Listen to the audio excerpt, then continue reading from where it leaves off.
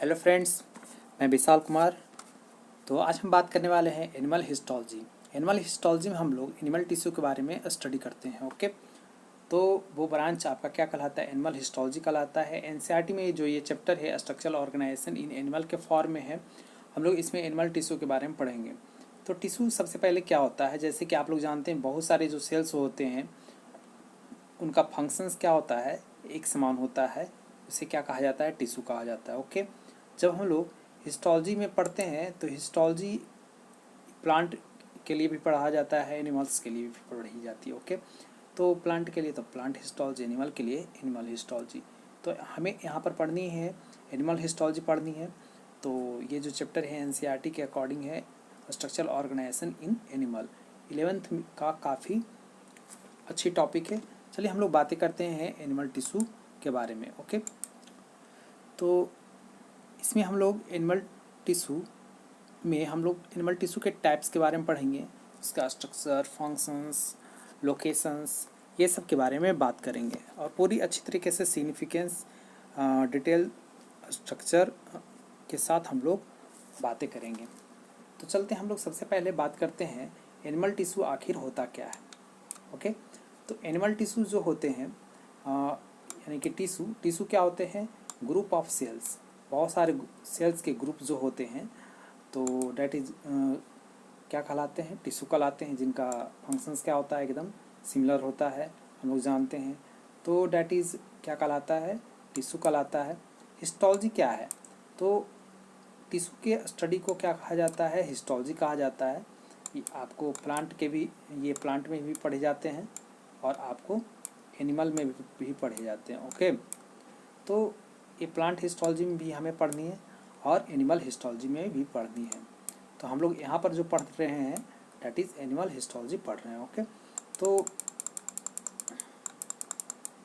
चलिए हम लोग सबसे पहले क्या करते हैं, ये काफ़ी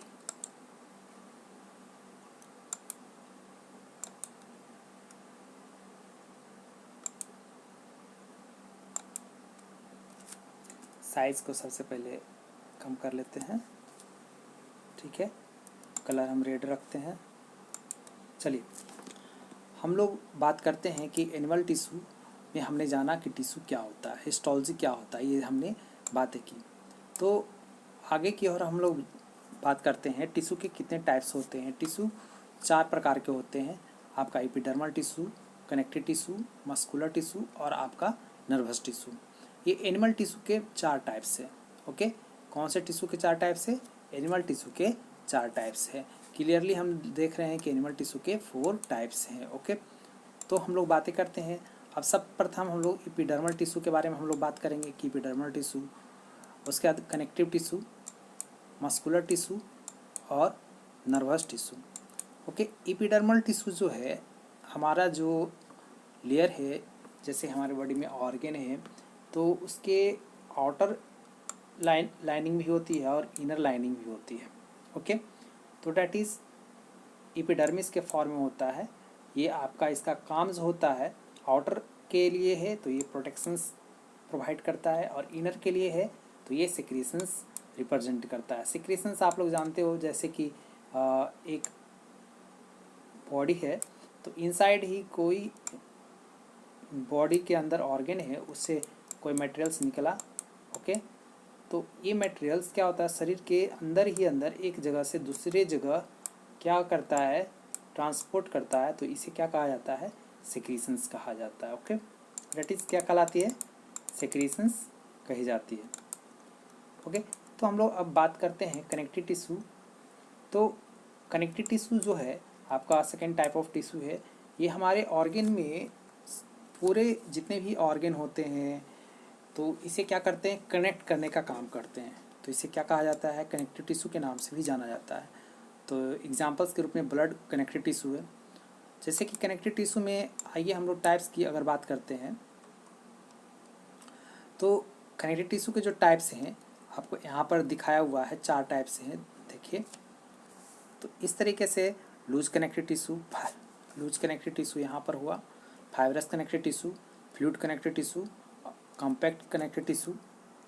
इस तरीके से ये कनेक्टिव टिश्यू के ये आपको पार्ट है।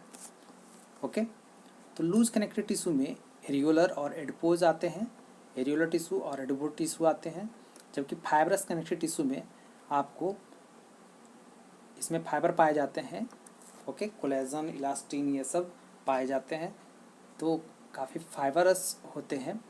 तो डैट इज़ ये जो होते हैं इसमें टेंडॉन्स, लिगामेंट्स ये सब आते हैं। ओके, फ्लूइड कनेक्टिव टिश्यू में आपको फ्लूइड से रिलेटिव जैसे कि ब्लड, लिम्फ ये सब आते हैं। उसी तरीके से कम्पैक्ट कनेक्टिव टिश्यू में आपको बोन और कार्टिलेज आते हैं। ओके, तो ये हमने देखा कि कनेक्टिव टिश्यू का टाइप हमने देखा। उसी तरीके से मस्कुलर टिश्यू है, तो मस्कुलर टिश्यू यानी कि मसल्स जहाँ जहाँ पर है वैसे टिश्यू को क्या कहा जाता है, मस्कुलर टिश्यू कहा जाता है। इसके 3 भाग हैं, स्केलेटन है, स्मूथ है और आपका कार्डियक है। ओके, तो कितने आपको टाइप्स हैं, दैट इज 3 टाइप्स है, स्केलेटन, स्मूथ और आपका कार्डियक। स्केलेटन वॉलंटरी होता है, स्मूथ इनवॉलंटरी होता है, ये भी इनवॉलंटरी होता है, यानी कि स्केलेटन इच्छा से वर्क करता है हमारे शरीर में और स्मूथ और कार्डियक इच्छा से वर्क नहीं करता है। नर्वस टिश्यू है, तो ये जो है कोई भी इम्पल्स को क्या करता है, एक जगह से दूसरी जगह कंडक्ट करने में मदद करता है। ओके, सबसे बड़ा सेल्स जो हम लोग जो देखते हैं डैट इज़ नर्वस टिश्यू है। इस नर्वस टिश्यू में नर्वस और ग्लिया के बारे में हम लोग पढ़ेंगे। ओके, नर्वस और नर्वस जो टिश्यू होते हैं उसको न्यूट्रिशंस जो प्रोवाइड करता है उसे क्या कहा जाता है, ग्लियल सेल्स कहा जाता है। ओके, तो ये हम लोग दोनों देखेंगे। तो चलिए हम लोग सबसे पहले ऑरिजिन देख लिए जाए कि ऑरिजिन क्या होता है। जैसे कि ये चारों जो टिश्यू है, एपिडर्मल टिश्यू है, कनेक्टिव टिश्यू है, मस्कुलर टिश्यू है और नर्वस टिश्यू है, तो चारों का ऑरिजिन क्या है। ओके, तो एपिडर्मल टिश्यू का जो ऑरिजिन है इक्टोडर्म भी है, मेसोडर्म भी है, एंडोडर्म भी है। ओके, तो ये इस टिश्यू का जो बनता है आपको तीनों जगह से हमारे शरीर में बनते हैं, इक्टोडर्म से भी, मेसोडर्म से भी और एंडोडर्म से भी। जबकि कनेक्टिव टिश्यू और ये मस्कुलर टिश्यू दोनों का जो ऑरिजिन होता है सिर्फ और सिर्फ आपका क्या होता है, मेजोडर्मल होता है। ओके, क्या होता है, मेजोडर्मल होगा।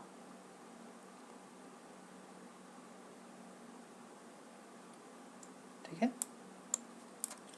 तो इस तरीके से ये हमने देखा। और जो नर्वस टिश्यू है, इस जो टिश्यू है यहाँ पर जो टिश्यू है, तो इस टिश्यू का आपका ऑरिजिन जो है इक्टोडर्मल है। ओके, क्या है, ओनली इक्टोडर्मल है। तो हमने प्रत्येक टिश्यू का हमने ऑरिजिन देखा और आगे की और बात किया जाए। चलिए दूसरे पेज अप में चलते हैं। अब हमें प्रत्येक टिश्यू के बारे में पढ़नी है 1 बाय 1। तो सबसे प्रथम आपका एपिथेलियल टिश्यू है। एपिथेलियल टिश्यू को हम लोग क्या कहा जाता है, एपिडर्मिस के भी नाम से जाना जाता है। ओके, ये आपका काफ़ी पैक्ड होता है, काफ़ी कम्पैक्ट होता है, यानी कि काफ़ी डेंसली पैक्ड होता है। इसके सेल्स जो होते हैं काफ़ी चिपके रहते हैं लेयर्स पे, आपको काफ़ी 1 बाय 1 इस तरीके से एक स्टार्ट हुआ तो दूसरा भी इसी के साथ एकदम काफ़ी ढेर होता है। ओके, तो इसीलिए जो इसके जो इंट्रा सेलुलर फ्लूइड है, 2 सेल्स के बीच में फ्लूइड्स पाए नहीं जाते हैं। ओके, तो ये हमेशा ध्यान देने वाली बात है। तो डैट इज एक्स्ट्रा सेलुलर है, एक्स्ट्रा मीन्स आउट। ओके, तो चलिए ये हमने देखा एपिथेलियल टिश्यू। अब हम लोग आगे की और हम लोग बात करते हैं। तो नेक्स्ट पेज में चलते हैं। तो एपिथेलियल टिश्यू का यहाँ पर जो देख रहे हो ये आपका डायग्राम है। ओके, तो डायग्राम में देखिए कि ये आपका एपिथेलियम टिश्यू है, ये न्यूक्लियस हुआ, डेट इज क्या है, न्यूक्लियस है, ये न्यूक्लियस है। तो इस तरीके से ये फ्लैटेड है स्क्वामस। ये इस तरीके से जो देख रहे हैं यहाँ पर जो नॉन सेलुलर बेसमेंट मेम्ब्रेन जो है डेट इज ये सब पाए जाते हैं। ओके, पेवमेंट मेम्ब्रेन भी कहा जाता है, फ्री सरफेस भी कहा जाता है, डेट इज सेलुलर नहीं होते हैं। ओके, इसलिए ये नॉन सेलुलर है। बेसमेंट मेम्ब्रेन नॉन सेलुलर के जैसा एक्ट करता है। तो हमने ये देखा। अब हम लोग आगे की ओर बात करते हैं। इसमें बढ़ते हैं तो डैट इज़ एपिडर्मल जो टिश्यू है, तो ये जो है अपर का जो पार्ट है that is outer epidermal tissue कहलाता है, जबकि अंदर का इनर एपिडर्मल टिश्यू कहलाता है। और बीच में बहुत सारे लेयर्स रहते हैं, उसे क्या कहा जाता है, वेरियस लेयर कहा जाता है। आगे की ओर हम लोग देखते हैं एपिडर्मल टिश्यू को दो टाइप में बांटा जाता है। किसके आधार पर, लेयर के आधार पर। लेयरिंग के आधार पर कितने भाग में बांटते हैं, दो। अगर लेयरिंग सिंगल लेयर का होता है तो उसे सिंपल एपिथेलियम टिश्यू कहा जाता है। यानी कि सिर्फ और सिर्फ जो लेयरिंग जो रहेगा सेल्स का सिर्फ और सिर्फ एक लेयर का होगा, तो इसे क्या कहा जाता है, आपको एपिथेलियम टिश्यू कहा जाता है। प्रत्येक में आपको न्यूक्लियस पाया जाएगा। ये इस तरीके से तो घटिया डायग्राम हो गया। चलिए आपको दिखाते हैं। तो ये हुआ आपका सिंपल, ये सिंपल हुआ, लेकिन बहुत सारे लेयर्स में होगा तो क्या हो जाएगा, that is compound epithelium tissue. Okay, जब बहुत सारे मल्टीपल लेयर रहेंगे ना तो क्या कहलाएगा, कंपाउंड एपिथेलियम टिश्यू। जैसे कंपाउंड एपिथेलियम टिश्यू में जैसे देखिए बहुत सारे लेयर्स यहाँ पर हैं, देखिए एक के बाद दूसरा लेयर, तीसरा लेयर, चौथा, पांचवा, है ना। तो इस तरीके से ये हो गया, डैट इज कंपाउंड हो गया। ओके, कंपाउंड को ही स्ट्रैटिफाइड भी कहा जाता है, ठीक है। और एक और होते हैं ट्रांजिशनल एपिथेलियल टिश्यू होते हैं, जिसमें क्या होते हैं, काफ़ी उनके जो लेयर होते हैं उनके सेल्स जो है नीचे की ओर आते हैं। जब नीचे वाले लेयर में तो सेल्स ऊपर का लेयर का जो सेल्स होते हैं नीचे वाले सेल्स में एडजस्ट हो जाते हैं, जिसे ट्रांजिशनल एपिथेलियम टिश्यू कहा जाता है। अब देखनी है एपिथेलियल टिश्यू का जो टाइप है, फ्लैटेड हो सकता है, तो फ्लैटेड में इस तरीका का होगा, क्यूबॉइडल होगा तो क्यूब के जैसा होगा, कॉलमनर होगा तो स्टैंडिंग पोजीशन में होगा, और इसमें न्यूक्लियस जो होंगे नीचे में होंगे, क्यूबॉइडल और फ्लैट में सेंटर में होंगे। ओके, चलिए आगे की ओर हम लोग बात करते हैं, नेक्स्ट पेज में चलते हैं। अब हमें पढ़नी है कि सिंपल एपिथेलियम टिश्यू का टाइप पढ़ना है। तो सिंपल एपिथेलियम टिश्यू हमने जानते हैं कि ये सिंगल लेयर का बना होता है ना।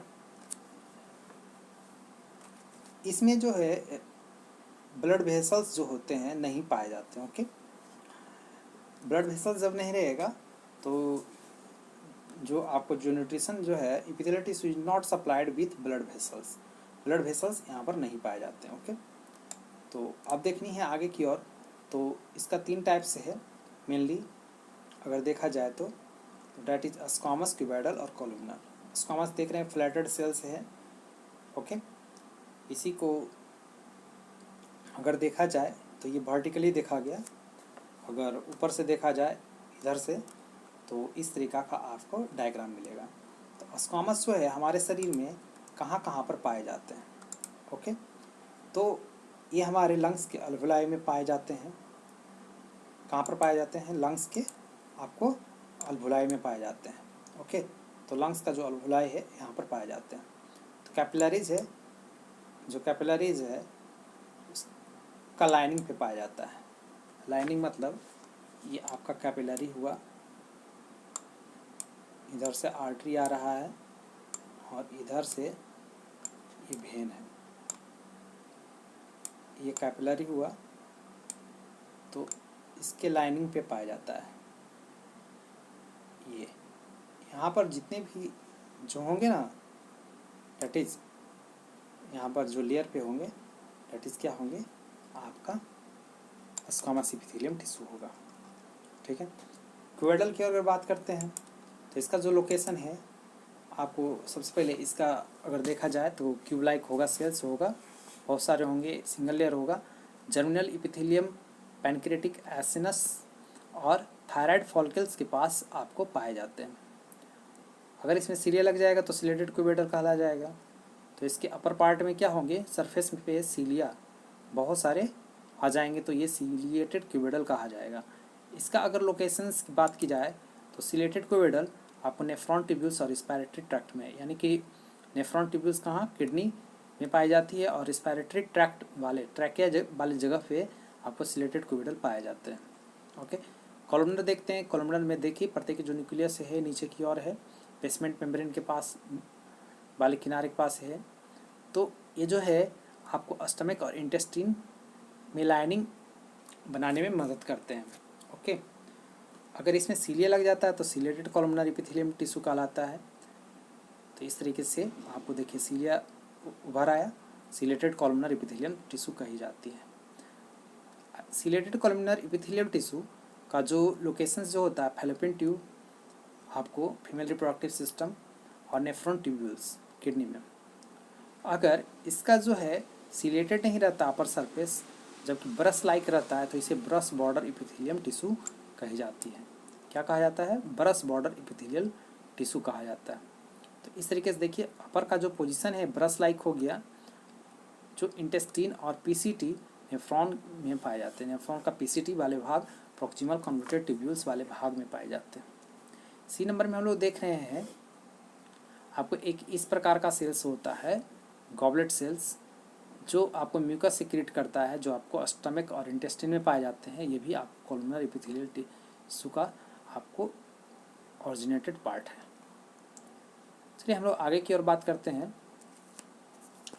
कंपाउंड या स्ट्रैटिफाइड एपिथेलियम टिश्यू, ये बहुत सारे मल्टीपल लेयर्स से बने होते हैं। इसे क्या कहा जाता है? कंपाउंड या तो स्ट्रैटिफाइड एपिथेलियल टिश्यू के नाम से जाना जाता है। ठीक है, चलिए हम लोग आगे बात करते हैं। तो अब इसका टाइप्स जो है कंपाउंड और स्ट्रैटिफाइड एपिथेलियल टिश्यू का, सर्वप्रथम हम लोग बात करेंगे स्ट्रैटिफाइड स्क्वामस एपिथेलियम टिश्यू का। ओके, चलिए तो यहाँ पर जो देखो ये बहुत सारे लेयर हैं। आपको स्ट्रैटिफाइड स्क्वामस, स्क्वामस लेयर होगा, बहुत सारे सेल्स होंगे, लेयर बाय लेयर रहेगा। देखो बहुत सारे हैं। इस पर केराटिन डिपोजिशन रहेगा तो केराटिनाइज स्ट्रैटिफाइड स्क्वामस एपिथेलियम टिश्यू कहा जाएगा। अगर केराटिन नहीं पाए जाएंगे सरफेस पर तो नॉन केराटिन कहा जाएगा। तो केराटिन का अगर डिपोजिशन होगा, अगर केराटिन जमा होगा जिस स्ट्रैटिफाइड स्क्वामस एपिथेलियम पे, केराटिनाइज होगा, जैसे कि हमारे हथेलियों पे स्किन पे केराटिनाइज स्ट्रैटिफाइड एपिथेलियल टिश्यू होते हैं। Okay, non keratinise stratified epithelium tissue की अगर बात किया जाए तो इसमें केराटिन का डिपोजिशंस आउटर लेयर पे आपको देखने को नहीं मिलेगा। इसका लोकेशंस जो है हमारे आँख का कॉर्निया वाले भाग पे, हमारे लिप्स का इनर साइड पे, आपको फीमेल रिप्रोडक्टिव सिस्टम के वेजिना वाले पार्ट में, four skin male reproductive system का, और आपको डाइजेस्टिव सिस्टम का आपको एनल कैनाल में आपको पाए जाते हैं। ओके, चलिए हम लोग आगे बात करते हैं स्ट्रैटिफाइड क्यूबोइडल एपिथेलियम टिश्यू। एक क्यूब लाइक स्ट्रक्चर्स रहेगा, बेसमेंट मेम्ब्रेन नीचे रहेंगे। ओके, और बहुत सारे क्यूबोइडल लेयर पाए जाएंगे, तब स्ट्रैटिफाइड क्यूबोइडल एपिथेलियल टिश्यू कहना जायज़ होगा, या कंपाउंड क्यूबोइडल एपिथेलियल टिश्यू कह सकते हैं। ये जो है कहाँ पर पाया जाएगा? तो बहुत सारे जो डक्ट्स होते हैं, है ना, जैसे आपको सलेवरी ग्लैंड है, मेमरी ग्लैंड है, पैनक्रियाज है, ये सब आपके जो है ग्लैंड्स हैं, है ना। इस ग्लैंड्स को लाइनिंग प्रेफर करने में आपको मदद करता है, सलेवरी, मेमरी, पैनक्रियाज, है ना। तो ducts, lining of ducts of ये सब वाले भाग पे आपको स्ट्रैटिफाइड क्यूबोइडल एपिथेलियम टिश्यू पाए जाते हैं। क्वेश्चंस ये सब जो है आपको पूछा जाता है कि आपको stratified cuboidal epithelial tissue are present, तो 4 ऑप्शन दे देगा, उसमें से इसमें से तीनों में से कोई भी रह सकता है, आप जवाब मार सकते हो। ओके, चलिए हम लोग आगे बात करते हैं स्ट्रैटिफाइड कॉलमनर एपिथेलियल टिश्यू। एक क्यूबोइडल सेल्स आपको बहुत सारी लेयर में पाए जाएंगे, तो इसे स्ट्रैटिफाइड कॉलमनर एपिथेलियम टिश्यू कहा जाएगा। लोकेशन जो है कंजक्टिवा, एनस, फेरेंक्स, आँख वाले भाग कंजक्टिवा, एनस डाइजेस्टिव सिस्टम का पार्ट, आपको फेरेंक्स जो है माउथ का पिछला हिस्सा, फेरेंक्स में आपको पाए जाएंगे। चलिए नेक्स्ट पेज की ओर हम लोग आगे बढ़ते हैं।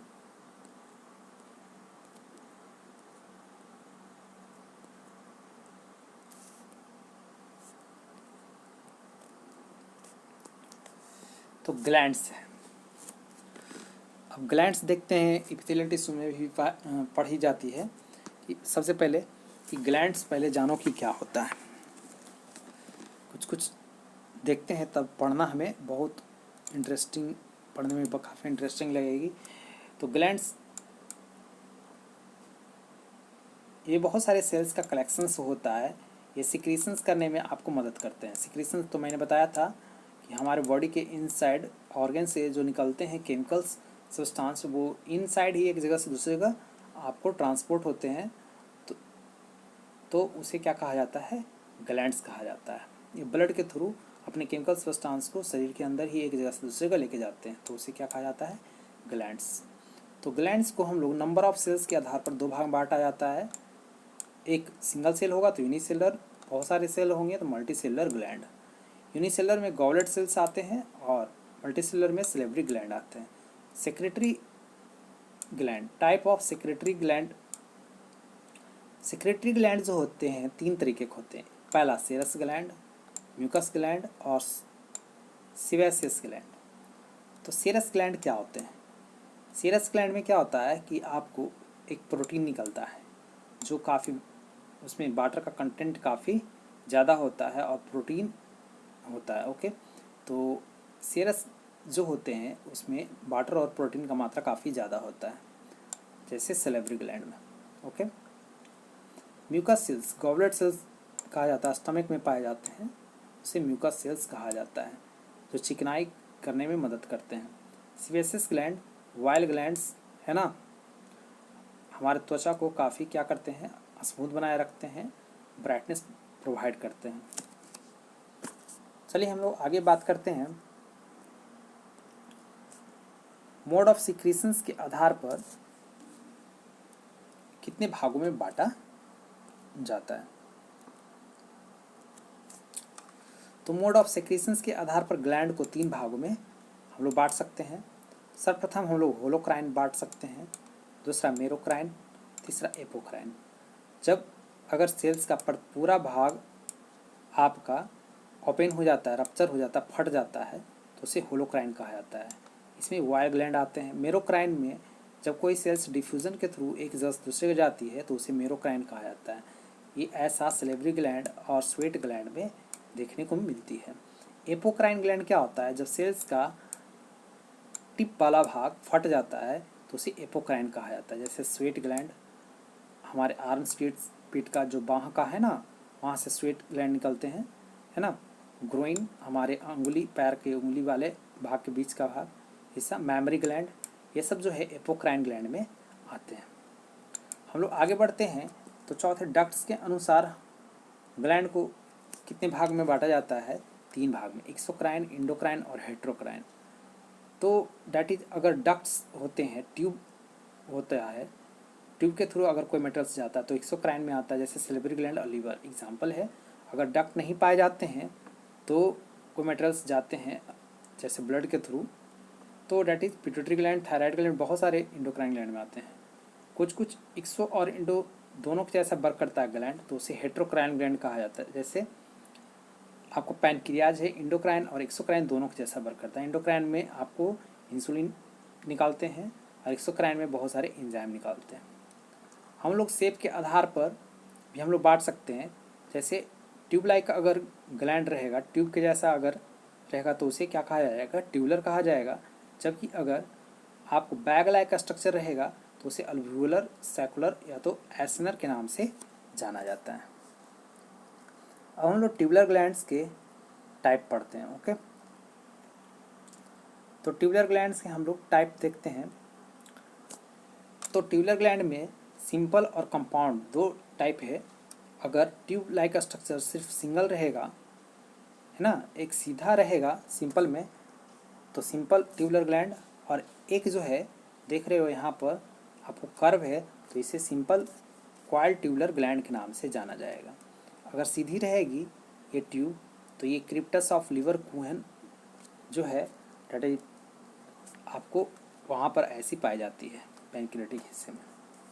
Simple coil tubular gland sweat gland में आपको पाया जाता है। ये जो ट्यूब है आपको टेढ़ा हो जाता है। ओके, अगर ये ट्यूब लाइक बहुत सारे ट्यूब में बढ़ जाता है तो ये कंपाउंड ट्यूबुलर ग्लैंड के नाम से जाना जाता है, जो ब्रांच होता है, जबकि सिंपल वाले ब्रांच्ड नहीं होते हैं।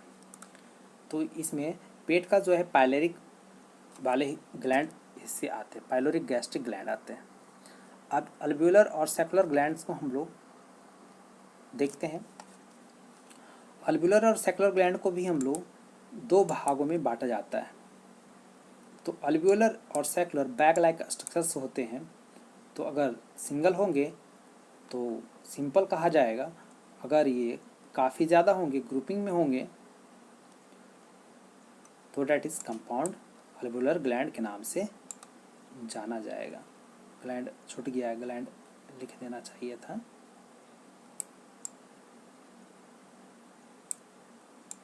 ओके, तो ये जो है सिंपल सैकुलर ग्लैंड जो है, सैक्यूल्स का मतलब बैग होता है। ओके, तो ये पैरायूरेथ्रल वाले हिस्से में पाया जाता है, जबकि कंपाउंड अल्वियोलर ग्लैंड आपको थायराइड ग्लैंड में पाए देखने को मिलते हैं। चलिए आगे बढ़ते हैं। जब ट्यूबुलर और सैकुलर दोनों, यानी कि ट्यूब लाइक और बैग लाइक दोनों देखने को मिलते हैं, या ट्यूबुलर अल्वियोलर भी कहा जाता है इसे, तो ये जो है ट्यूबुलो सैकुलर, देखिए सबसे पहले ये इपिथेलियल टिश्यू है, और सबसे पहले ट्यूब की जैसा बट गया, ट्यूब ब्रांच में हो गया बहुत सारे, फिर जो है बहुत सारे, फिर से ट्यूब, फिर से उस ट्यूब में बैग के जैसा, एसनस के जैसा, सैकुलर के जैसा आपको ऑरिजिन हुआ। तो इसे ट्यूबुलर सैकुलर या तो ट्यूबुलर अल्वियोलर के नाम से जाना जाएगा। ऐसे जो होते हैं ये सैलिवरी ग्लैंड और मेमरी ग्लैंड में इन्हें देखा जाता है। ओके, तो इस तरीके से सैलिवरी ग्लैंड और मेमरी ग्लैंड वाले हिस्से में आप देख सकते हो। अब हम लोग एनिमल टिश्यू में स्यूडो स्ट्रैटिफाइड इपिथेलियम टिश्यू पढ़ते हैं। क्या होता है? तो स्यूडो स्ट्रैटिफाइड इपिथेलियल टिश्यू बहुत इंपॉर्टेंट टॉपिक्स है। स्यूडो का मतलब होता है फॉल्स, स्ट्रैटिफाइड का मतलब बहुत सारे लेयर्स। इपिथेलियल टिश्यू तो आप लोग जानते ही हो, इसमें बहुत सारे लेयर देखने को नहीं मिलेगा, सीधा बात है। तो इसमें कितने लेयर रहेंगे? सिंगल लेयर रहेगा। न्यूक्लियस जो है अलग अलग पोजीशंस पे रहेंगे, इसी तरीके से उसी के अनुसार से न्यूक्लियस का बहुत सारे अलग अलग जगह पे होना आपको स्यूडो स्ट्रैटिफाइड इपिथेलियम टिश्यू को 3 भाग में बांटा जाएगा। तो इसके जो सेल्स होंगे कॉलमनर सेल्स होंगे, जैसे कि देख रहे हो ये कॉलमनर सेल्स है, कॉलमनर सेल्स है। इसके जो न्यूक्लियस हैं अलग अलग पोजीशंस पे, नीचे भी हो सकते हैं, ऊपर भी हो सकते हैं, लेकिन हमने कॉलमनर में पढ़ा था कि नीचे होते हैं, लेकिन ऐसा नहीं है, इसमें ऊपर नीचे दोनों होंगे। एक जो है सिलेटेड होगा, एक सिलिया नहीं पाया जाएगा सरफेस पे, तो दूसरा हो गया नॉन सिलेटेड। यानी कि स्यूडो स्ट्रैटिफाइड इपिथेलियम टिश्यू को 3 भाग में बांटेंगे, एक सिलिया के अनुसार सिलेटेड, एक सिलिया के अनुसार नहीं नॉन सिलेटेड, और एक जो है सरफेस पर बहुत गाढ़ा सिलिया जैसा रहेगा, तो उसे क्या कहेंगे? स्टेरोसिलिया कहेंगे। ओके, तो इस तरीके से 3 तरीके से हम लोग बांट सकते हैं। तो सिलेटेड इपिथेलियल टिश्यू जनरली आपको रिस्पिरेटरी ट्रैक्ट के अपर वाले हिस्से में देखने को मिलते हैं, अपर वाले हिस्से में देखने को मिलती है। ओके, तो that is upper respiratory tract, इसका एग्जाम्पल्स है। उसी तरीके से नॉन सिलेटेड वाले वास्ट डिफरेंस आपको मेल रिप्रोडक्टिव सिस्टम्स में देखने को मिलते हैं, जबकि स्टीरियोसीलिया आपको मेल रिप्रोडक्टिव सिस्टम आपको टेस्टिस से जहाँ पर जुड़े होते हैं, स्पर्म जहाँ पर स्टोर होता है, एपिडाइडमिस में देखने को मिलती है। तो डैट इज एपिडाइडमिस काफ़ी इंपॉर्टेंट है। ओके, डैट इज एपिडाइडमिस, स्टीरियोसीलिया पाए जाते हैं। तो इस तरीके से मैंने एपिथेलियल टिश्यू मैंने आपको बताया। अब एपिथेलियल टिश्यू में ट्रांजिशनल एपिथेलियल टिश्यू बच गया है बताने के लिए। तो ट्रांजिशनल एपिथेलियल टिश्यू जो होते हैं बहुत सारे लेयर के होते हैं, इसलिए इसे क्या कहा जा सकता है? मल्टी लेयर्ड भी कहा जा सकता है, क्योंकि बहुत सारे लेयर्स के होते हैं। अब देखिए बहुत सारे लेयर हैं, है ना। अब जो है ऊपर वाला कल, इसमें जो ये जो लेयर होगा यहाँ पर आ जाएगा, ये जो है यहाँ पर आ जाएगा। ऐसा इसलिए होगा क्योंकि ये खींचा जाएगा, स्ट्रेचिंग होगा, तो इसीलिए धड़धड़ा करके जो बीच वाले जो सेल्स होंगे लेयर नीचे आ जाएगा। तो नीचे वाला आ जाएगा, तो एक तरीके से अलग अलग लेयर का जो सेल्स है अलग अलग में चला जाएगा। ओके, तो इस तरीके से एक बार बार जो है चेंजिंग ऑफ सेल्स लेयर का अरेंजमेंट होता रहेगा, तो ट्रांजिशनल एपिथेलियल टिश्यू कहा जाएगा। तो मिडल वाले इस तरीके से, लोअर में काफ़ी इस तरीके से आपको देखने को मिलता है कि एडजस्ट होते हैं, न्यू सेल्स एडजस्टमेंट होता है। तो ऊपर वाले सेल्स को सुपरफिशियल लेयर भी कहा जाता है, नीचे वाले सेल्स को बेसल सेल्स कहा जाता है, और बीच वाले सेल्स को इंटरमीडिएट सेल्स कहा जाता है, जो पॉलीहेड्रल सेल्स के लायक होते हैं। ये जो है जनरली पाया जाता है कहाँ पे, ये आपको यूरेथीलियम वाले पार्ट में पाए जाते हैं, जैसे यूरेटर, यूरिनरी ब्लैडर और किडनी के रीनल पेल्विस वाले हिस्से में पाए जाते हैं। ओके, तो यहाँ पर जो होते हैं बेसमेंट मेम्ब्रेन नहीं पाए जाते हैं, एक मोस्ट इम्पॉर्टेंट पॉइंट है, लेकिन यहाँ पर डायग्राम में ड्रॉ हो गई है, तो ये हमेशा ख्याल करेंगे। ओके, चलिए हम लोग आगे बात करते हैं, कनेक्टिव टिश्यू की बात करते हैं। एपिथेलियल टिश्यू खत्म हो गया, फिनिश हो गया, अब कनेक्टिव टिश्यू की बात करते हैं। तो इसमें जो है ब्लड लिम्फ में फाइबर्स नहीं पाए जाएंगे, जबकि अगर देखा जाए कनेक्टिव टिश्यू जो है मेसोडर्मल ऑरिजिन होते हैं, ये काफ़ी ज़्यादा मात्रा में पाए जाते हैं, सभी जगह उपलब्ध होते हैं। अगर सेकेंडरी फाइबर्स होते हैं तो कोलेजन और इलास्टिन के रूप में होते हैं, है ना। तो इस तरीके से हमने देखा। तो ग्राउंड टिश्यू जो होंगे आपको पॉलीसेक्राइड्स से आपको काफ़ी मॉडिफाइड रहेगा आपको। अब देखते हैं कनेक्टिव टिश्यू के जो टाइप होते हैं, आपको 3 तरीके के होते हैं, एक लूज, डेंस और एक स्पेशलाइज। तो लूज में जो है इसका जो मैट्रिक्स जो रहेगा काफ़ी लूजली रहेगा, क्योंकि इसमें फाइबर्स नहीं रहेंगे, तो डेट इज एरियोलर और एडिपोज कनेक्टिव टिश्यू उतना नहीं रहेगा। फाइबर्स जो है ज़्यादा मात्रा में रहेगा, कम्पैक्टली अरेंज रहेगा, तो इसे डेंस कनेक्टिव टिश्यू कहा जाएगा। तो इसे बांटेंगे, अगर रेगुलर फॉर्म में रहेगा फाइबर डेंस रेगुलर कहा जाएगा, अगर रेगुलर फॉर्म में नहीं रहेगा तो डेंस इरेगुलर कहा जाएगा, जो स्किन्स के नीचे पाए जाएंगे। डेंस रेगुलर कनेक्टिव टिश्यू को 2 भाग में बांटा जाता है, एक व्हाइट फाइब्रस, एक yellow fibrous connective tissue. White fibrous में टेंडोन आते हैं, देखो व्हाइट टी से टेंडोन, और येलो फाइब्रस में L4 लिगामेंट इसमें आएंगे। उसी तरीके से loose connective tissue areolar connective tissue और एडिपोज टिश्यू में बनते हैं। इसमें एरियोलर टिश्यू जो होते हैं नॉन फैटी होते हैं, जबकि इसमें फैट्स वगैरह पाए जाते हैं।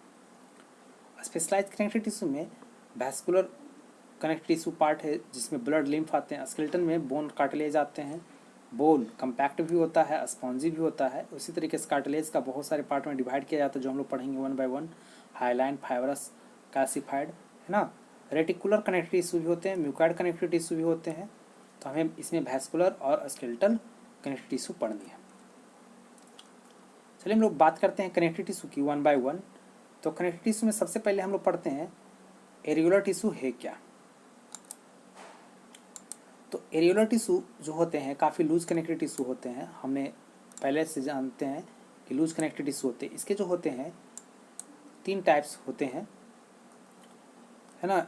जैसे कि इसमें क्या क्या पाए जाते हैं, जैसे इसमें जो है फाइब्रोब्लास्ट पाए जाते हैं, मैक्रोफेज पाए जाते हैं और मास्ट सेल्स पाए जाते हैं। तो मैक्रोफेज, मैक्रोफाज, फाइब्रोब्लास्ट और मास्ट सेल्स क्या होते हैं। तो जब डायग्राम आप देखोगे तो यहाँ पर देखो कि फाइब्रोब्लास्ट फाइबर के जैसा होता है, ओके, जो फाइबर को प्रोड्यूस करता है, फाइबर का मदर सेल्स होता है फाइब्रोब्लास्ट, ओके। दूसरा जो आपको बताया गया था मैक्रोफाज, जो सेल्स को खा जाता है, मैक्रोफाज या हिस्टोसाइट्स जिसे कहा जाता है। इसका देखिए आकार इस तरीके से होगा, और एक मास्ट सेल्स का आकार इस तरीका का होता है। हम लोग पढ़ते के बारे में देखते हैं। फाइब्रोब्लास्ट क्या होता है कि इसमें ये प्रोटोप्लाज्मिक प्रोटीन्स के साथ काफ़ी ज़्यादा मात्रा में पाया जाता है ना। तो ये क्या करता है, प्रोटीन्स का सिक्रीशंस करता है। अगर इस तरीका का आपका प्रोटीन रहेगा काफ़ी पैरेलली इस तरीके से, तो डेट इज कोलेजन कहा जाता है।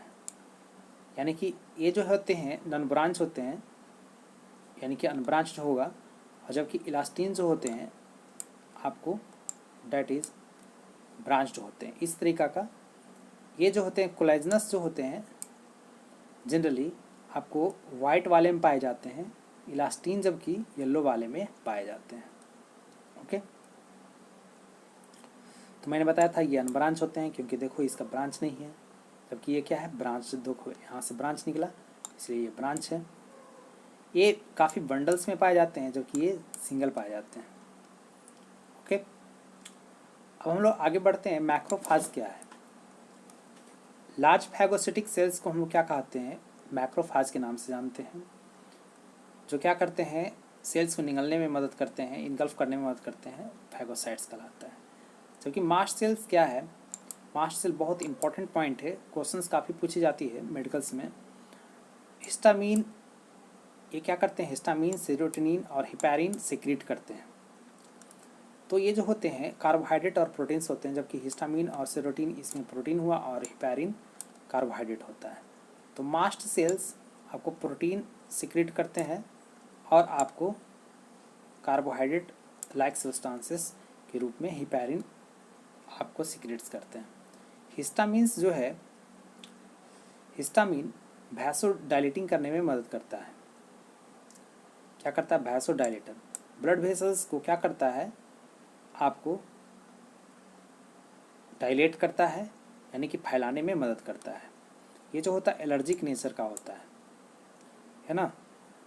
जब डस्ट के आपको संपर्क में आते हैं तब ये हिस्टामीन आपको सिक्रेट्स होता है हमारे शरीर से, के सेल्स से। सेरोटोनिन जो है वैसोकंस्ट्रिक्टर होता है। स देखिए यहाँ पर आ रहा है वैसोकंस्ट्रिक्टर में स यहाँ पर, तो ये वैसोकंस्ट्रिक्टर यानी ब्लड वेसल्स को सिकुड़ने में मदद करता है जनरली। हिपैरिन कार्बोहाइड्रेट एंटीकोगुलेंट के रूप में एक्ट करता है, यानी कि ब्लड को जमने नहीं देता है। अब हम लोग आगे बात करते हैं। तो देखो इस डायग्राम में देखो एरियोलर टिश्यू का जो डायग्राम है, इसमें जो देखो ग्राउंड टिश्यू है, ग्राउंड सबस्टांस है। ओके, ग्राउंड सबस्टांस में ये प्लाज्मा सेल्स हैं, देख रहे हो ये डेट इज प्लाज्मा सेल्स हुआ, ये प्लाज्मा सेल्स हुआ, ये प्लाज्मा सेल्स हैं।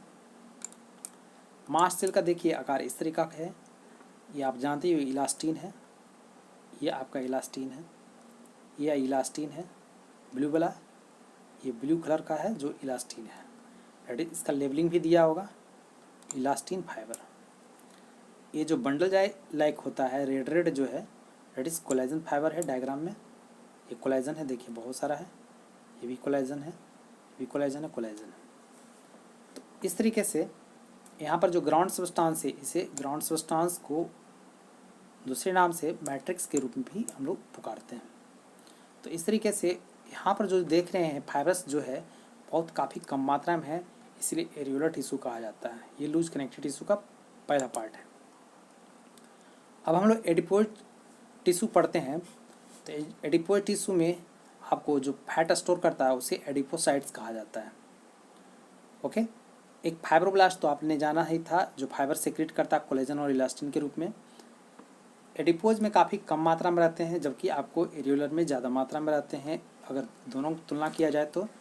ओके, इसमें जो अगर देखा जाए तो डेट इज ये जो सेल्स होते हैं, अगर एडिपोसाइट्स अगर देखा जाए तो इसमें फैट ग्लोब्यूल्स जो देखो इसमें न्यूक्लियस है इस तरीके से। तो डेट इज़ इसमें तो आप जान ही रहे हो ये आपका कोलेजन है, इलास्टिन है बहुत कम मात्रा में, और ये जो है एडिपोसेल्स यानी कि एडिपोसाइट्स बहुत सारे आपको उपस्थित हैं। डेट इज एडिपोइड टिश्यू है। एडिपोइड टिश्यू दो तरीका का होता है, दो प्रकार का होता है, एक येलो फैट और एक ब्राउन फैट के रूप में कहा जाता है। एडिपोइड टिश्यू को कितने भाग में बांटा जाता है? येलो फैट और ब्राउन फैट। येलो फैट जो होते हैं ये स्किन के नीचे पाए जाते हैं, जबकि ब्राउन फैट जो होते हैं माइटोकॉन्ड्रिया में पाए जाते हैं, इन्फेंट्स में पाए जाते हैं, हाइबरनेटिंग एनिमल्स में पाए जाते हैं। यहाँ तक कि येलो फैट्स में आइए सबसे पहले, तो ये हमारे स्किन के नीचे पाए जाते हैं, तो इंसुलेटिंग करने में मदद करते हैं, एनर्जी प्रोवाइड करते हैं। इंसुलेटर मतलब जानते ही हो, कंडक्टर का उल्टा, करंट रेफर नहीं करता है। अराउंड द ऑर्गन के चारों ओर पाए जाते हैं येलो फैट, तब प्रोटेक्शंस में मदद करता है। तो एडिपोसाइट सिंगल फैट ग्लोब्यूल्स के रूप में रहेगा। ओके, अब यहाँ पर देखनी है ब्राउन फैट्स जो होते हैं माइटोकॉन्ड्रिया में होते हैं, बच्चे में होते हैं, इन्फेंट्स में, हाइबरनेटिंग एनिमल्स जो विंटर स्लीपिंग करते हैं वैसे एनिमल्स में पाए जाते हैं। तो ये क्या करते हैं, हीट एनर्जी रेफर करते हैं, हीट एनर्जी प्रदान करते हैं। तो इसमें बहुत सारे फैट ग्लोब्यूल्स पाए जाते हैं, जबकि येलो फैट में बहुत सिंगल पाए जाते हैं, जबकि ब्राउन फैट में बहुत ज़्यादा पाए जाते हैं। चलिए आगे बढ़ते हैं, फाइब्रस कनेक्टिव टिश्यू देखते हैं। तो फाइब्रस कनेक्टिव टिश्यू को दो भाग में बांटा जाता है, एक वाइट फाइब्रस कनेक्टिव टिश्यू और दूसरा yellow fibrous connective tissue. White fibrous connective tissue में टेंडोन आते हैं, जबकि येलो में लिगामेंट आता है।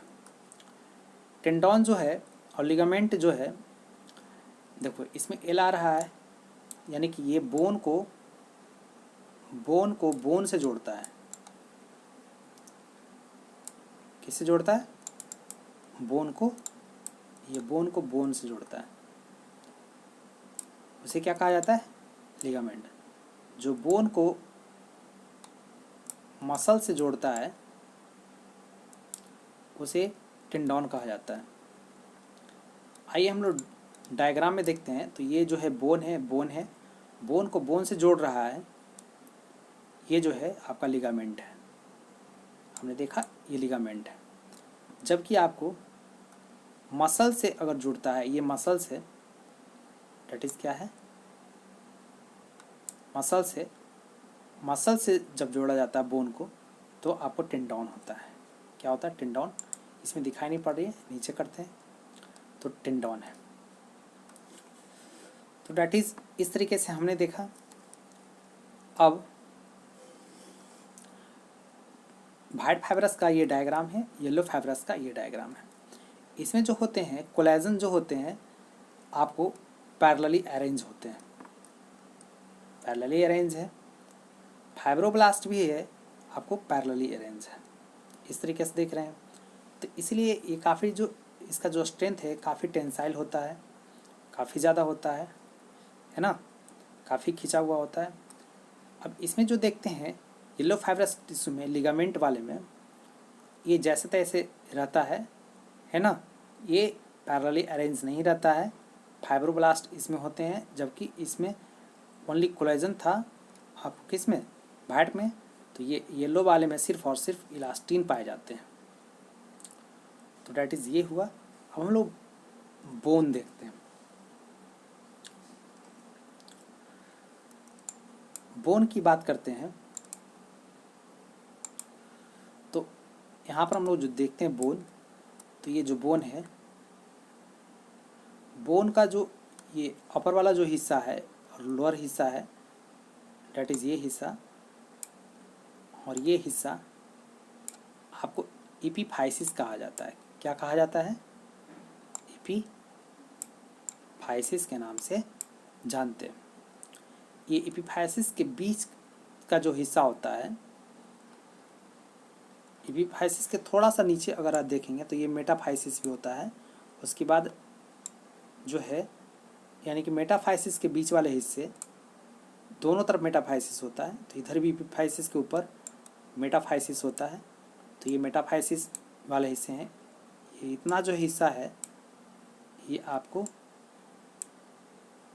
मेटाफाइसिस है।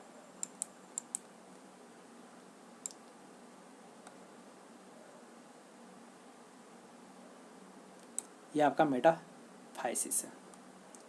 ये यहाँ भी होते हैं।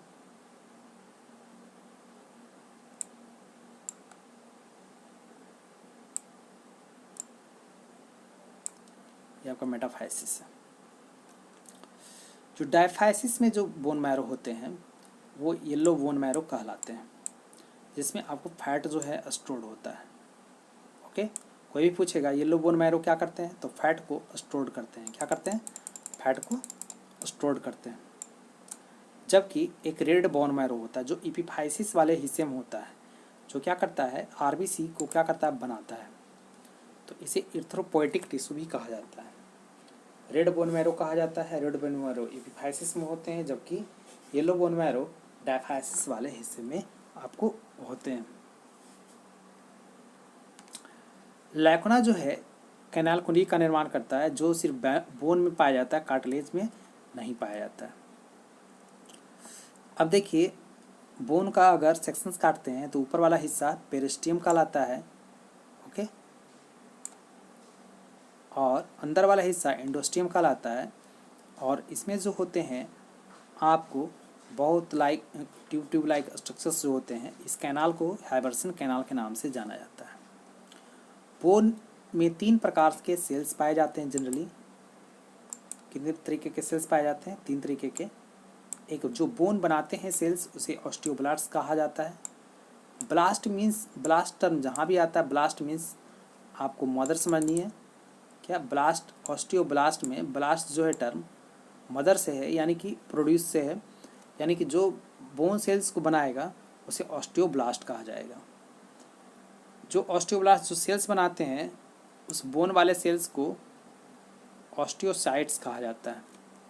जबकि जो बोन के सेल्स को, खराब सेल्स को हटाएंगे, उसे ऑस्टियोब्लास्ट के नाम से जानते हैं। तो ऑस्टियोब्लास्ट जो है आपको यहाँ पर दिया हुआ है, secretions of bony matrix and change into osteocytes. तो ये क्या करेगा, आपको बोनी मैट्रिक्स सिक्रीट करेगा और ऑस्टियोसाइट में कन्वर्ट कर देगा। ऑस्टियोसाइट्स क्या करता है, बोनी मटेरियल्स को आपको मेंटेन करेगा, जबकि ऑस्टियोक्लास्ट मैंने बताया ही था कि ऑस्टियोसाइट को क्या करेगा, रिमूव करेगा, बोन वाले सेल्स को रिमूव करेगा। अब इस जो देखो बोन का जो ये स्ट्रक्चर से है, बोन में क्या होता है कि ब्लड वेसल्स पाए जाते हैं, कार्टिलेज में तो ऐसा नहीं होता है शायद, है ना। तो आपको लिखा हुआ था, है ना, लैकुना ही कैनाल कुली का निर्माण करता है। लैकुना जो होते बोन में होते हैं, कार्टिलेज में नहीं होते हैं। छोड़िए, तो इसमें जो है ब्लड वेसल्स पाए जाते हैं, नर्व फाइबर्स भी होते हैं। यहाँ पर जो देख रहे हो बीच में, ये तो आपको यहाँ पर येलो बोन मैरो होते हैं। तो डायफाइसिस वाले हिस्से में, जो लाइनिंग वाले हिस्से है, तो यहाँ पर बहुत सारे कैनाल लाइक स्ट्रक्चर्स होते हैं, इसीलिए इसे हाइवर्सल कैनाल भी कहा जाता है। क्या कहा जाता है? हाइवर्सल कैनाल के नाम से जानते हैं। क्या कहा जाता है? हाइवर्सल कैनाल। तो डायफाइसिस वाले जो लेटरल हिस्से में आपको ये कैनाल्स पाए जाते हैं। आगे की ओर जब देखते हैं तो ग्रोथ, जो बोन जो है, बोन जो ग्रोथ करते हैं, ऊपर की ओर भी करते हैं और नीचे भी की ओर करते हैं, यानी कि इसका जो ग्रोथ होता है बाई डायरेक्शन होता है, ओके। अब जो इसका जो देखना है डायग्राम देखो, सेक्शंस अगर काटते हैं, ऊपर तो आप लोग जानते ही हो कि पेरिस्टियम होता है अपर सरफेस को। जब अंदर की ओर लेयर में पहुँचेंगे तो ये आपका लैमेला पाया जाएगा, ओके। तो लैमेला जो है, इस लैमेला को बहुत सारे सेल्स जो होते हैं, तो इसे इंटरस्टिशियल लैमेला कहा जाता है। तो जो देख रहे हैं इंटरस्टिशियल लैमेला है। बीच में ये जो है, तो ये आपका कैनाल है। इस कैनाल को हाइवर्सल कैनाल के नाम से पुकारा जाता है। कौन सा कैनाल कहा जाता है? हाइवर्सल कैनाल के नाम से जानते हैं, डैट इज हाइवर्सल कैनाल। ये जो है बहुत सारे कंसेंट्रिक रिंग होते हैं, ओके। तो डैट इज, और ये जो पेरिस्टियम के नीचे है डैट इज लैमेला है, जो सर्कमफेरेंजियल के फॉर्म में रहते हैं। अब कंसेंट्रिक लैमेला में देखते हैं क्या होता है। और ऑस्टियोक्लास्ट जो जानते हो कि ऑस्टियोसाइट्स को हटाता है।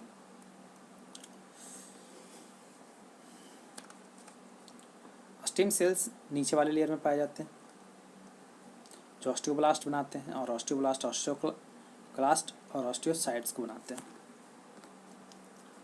अब जो देख रहे हैं इंटरस्टिशियल जो है, इंटरस्टिशियल लैमेला में जो देख रहे हो यहाँ पर, इस हिस्से में ये आपका, चलिए सबसे पहले ये जो देख रहे हो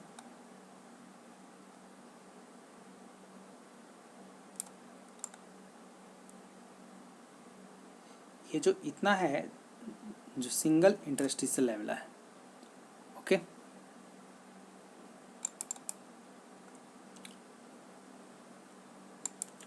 तो यहाँ पर जो है इंटरस्टिशियल लैमेला के अंदर, यानी कि कंसेंट्रिक जो लैमेला होते हैं सेंटर के लॉन्ग होते हैं, कंसेंट्रिक लैमेला कहा जाता है। तो इसमें लैकुना पाए जाते हैं। देखिए इस तरीके से ये जो है डेट इज ये लैकुना है, और दो लैकुना के बीच में कैनल कुली है। इसे क्या कहा जाता है? कैनल कुली कहा जाता है। ओके, तो ऑस्टियोसाइट्स जो क्या करते हैं, ऑस्टियोन या हैवर्सन सिस्टम का निर्माण करता है। बहुत सारे आपको हैवर्सन सिस्टम्स पाए जाते हैं, है ना। हैवर्सन सिस्टम, जो बहुत सारे हैवर्सन कैनाल होते हैं, तो वैसे सिस्टम को हैवर्सन सिस्टम कहा जाता है। तो ये जो है कम्पैक्ट बोन का आपको विशेषता था। बोन के जो सेल्स होते हैं 3 तरीके के आप जानते ही, ऑस्टियोब्लास्ट, ऑस्टियोसाइट, ऑस्टियोक्लास्ट। अगर हम लोग देखते हैं कि बोन को अगर हाई टेम्परेचर पर ट्रीटमेंट करते हैं तो उसमें क्या होगा कि जो ऑर्गेनिक मटेरियल्स जो होगा समाप्त हो जाएगा। सबसे मेन जो इम्पॉर्टेंट बात है ध्यान देने वाली है, 2 केस मैंने यहाँ पर लिया हूँ। एक में जब बोन को जब हाई टेम्परेचर पे हीट करते हैं ना, तो क्या होता है कि उसका ऑर्गेनिक जो भी मटेरियल्स होते हैं वो ख़त्म हो जाएगा। जब दूसरा, जब डाइल्यूट HCl में, है ना, काफ़ी कम मात्रा जो है, यानी कि बिग एसिड में हम लोग क्या करते हैं, बोन को रखते हैं, तो उसमें जितने भी इनऑर्गेनिक जो साल्ट्स हैं जो आपको डिज़ोल्व हो जाएंगे, घुल जाएंगे, और ऑर्गेनिक मैटर सिर्फ आपका बच जाएगा। तो इस प्रकार के बोन को क्या कहा जाएगा? जब सिर्फ और सिर्फ ऑर्गेनिक मैटर बच जाएगा तो उसे डीकैल्सिफाइड बोन कहा जाएगा।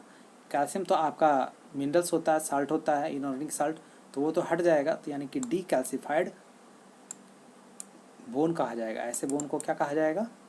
डीकैल्सिफाइड बोन के नाम से जानेंगे। अब जो हमें यहाँ पर देखनी है, इस तरीक़ा से ये जो रेड बोन मैरो है एपिफाइसिस वाले हिस्से पे देखिए ट्रैबिकुलाई, इस वाले जो हिस्से है इस तरीक़ा का, ये आपको ट्रैबिकुलाई कहलाता है। ओके, अब बोन का जो मैट्रिक्स वाले जो हिस्से होते हैं उसमें कैल्शियम फॉस्फेट और कैल्शियम कार्बोनेट पाए जाते हैं। ओके, इन दोनों को हाइड्रोक्सी एपेटाइट के भी नाम से जाना जाता है।